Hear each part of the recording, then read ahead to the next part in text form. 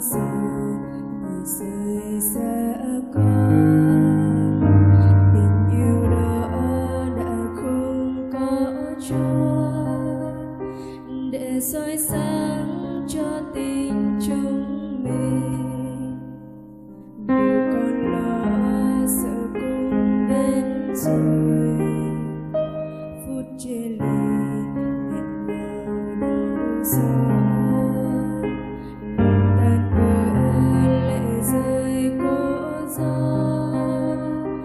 Con xin cha hãy dẫn dắt con, giờ đây con biết rằng con đã sai Chúa ơi.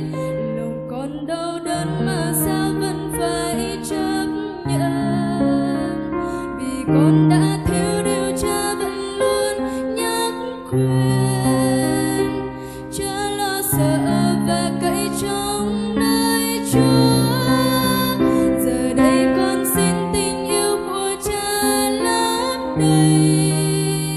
Xin bao thương tổn lòng con được an thái thầy, nguyện vâng theo Chúa và dòng mọi bao nghĩ suy. Chúa yêu và Ngài dắt đưa đời con.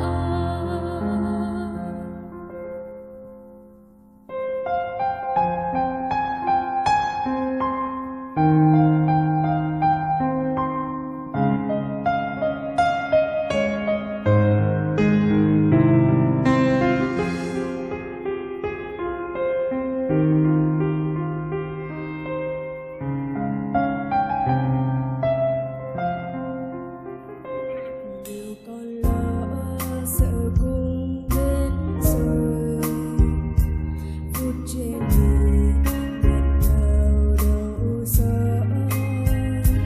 Lòng tan vỡ lệ rơi cố dâu.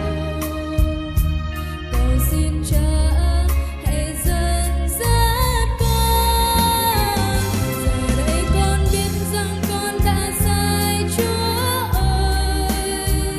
Lòng con đau đớn mà sao vẫn phải chấp nhận, vì con đã thiếu điều cha vẫn luôn nhắc khuyên. Cha lo sợ và cậy trong nơi Chúa.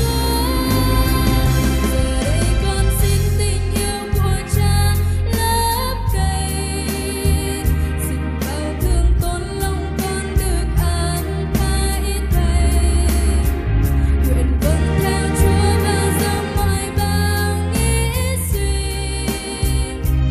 Chúa yêu và Ngài dắt đưa đời con, giờ đây con biết rằng con đã sai Chúa ơi. Lòng con đau đớn mà sao vẫn phải chấp nhận, vì con đã thiếu điều cha vẫn luôn nhắc khuyên. Cha lo sợ và cậy trong nơi Chúa.